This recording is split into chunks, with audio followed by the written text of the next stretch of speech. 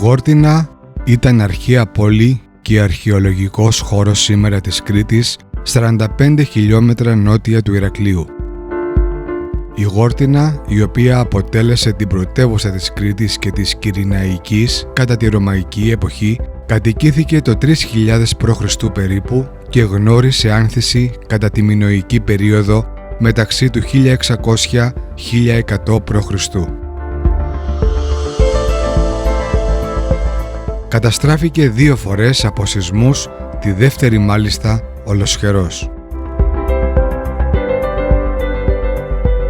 Στα ερείπια της είναι χτισμένα τα χωριά Άγιοι 10, Μητρόπολη και Αμπελούζος.